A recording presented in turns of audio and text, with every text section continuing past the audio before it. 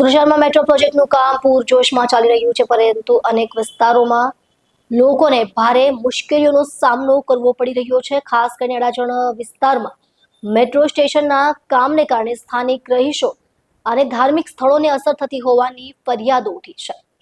સુરત અડાજણ વિસ્તારમાં આવેલ બદ્રીનાથ મંદિર નજીક નિર્માણ પામી રહેલ વિસ્તારમાં મેટ્રો સ્ટેશનના કારણે આસપાસની સોસાયટીઓના રહીશો મુશ્કેલી ભોગવી રહ્યા છે।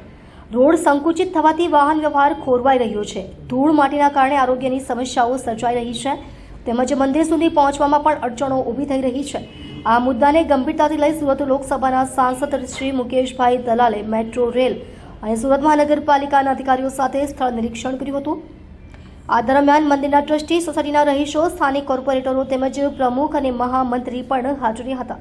સાંસદ શ્રી મુકેશભાઈ દલાલે અધિકારીઓ અને સ્થાનિક લોકોને ઓછામાં ઓછી હેરાનગતિ થાય તે રીતે કામ કરવા સૂચના આપી હતી અને યોગ્ય ટ્રાફિક વ્યવસ્થા, ધૂળ નિયંત્રણ તથા આવન જાવન માટે વૈકલ્પિક માર્ગોની વ્યવસ્થા કરવા અંગે પણ ચર્ચા કરી હતી। સ્થળ નિરીક્ષણ બાદ અધિકારીઓએ લોકોને પડતી મુશ્કેલીઓનો ઝડપી ઉકેલ લાવવાની ખાતરી આપી હતી।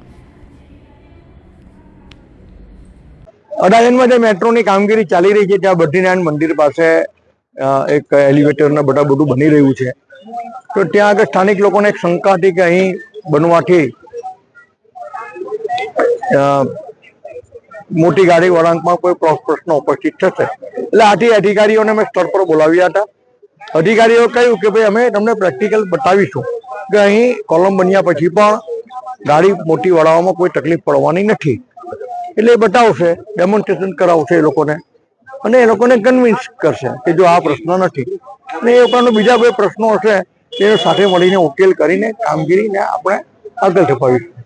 ખાસ કરીને વાત કરવામાં આવે તો અહીંયાથી પિલર પસાર થઈ રહ્યા છે, સોસાયટી માટે પાર્કિંગ માટે પણ એક અવરોધ ઉભો થઈ ગયો છે। પાર્કિંગને પિલરને કારણે પાર્કિંગ નથી, પિલરને કારણે પાર્કિંગની સમસ્યા નથી, પણ મેટ્રો સ્ટેશન આવે છે ત્યારે સ્વાભાવિક જ છે, કોઈ પણ જગ્યાએ મેટ્રો સ્ટેશન માટે પાર્કિંગનું તો એ રહેવાનું જ છે, એટલે એનો એક ઉકેલ જે પણ કંઈક હશે તે ઉકેલ આપણે અધિકારીઓ ચર્ચા કરીને આપણે આગળ વધીશું।